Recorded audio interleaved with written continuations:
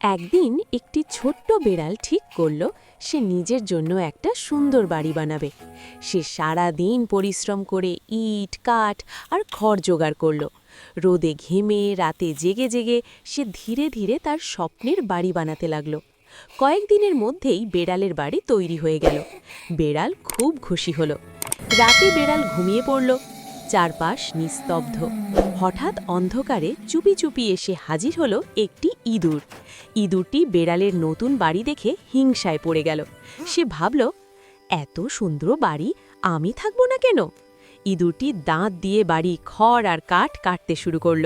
মাত্র কিছুক্ষণের মধ্যেই বাড়ির এক পাশ ভেঙে পড়ল। শব্দ পেয়ে বেড়াল ঘুম থেকে জেগে উঠল।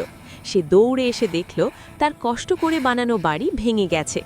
বেড়াল খুব দুঃখ পেল, কিন্তু রাগ না করে বলল, ভাঙলে কিছু যায় আসে না, আমি আবার বানাবো।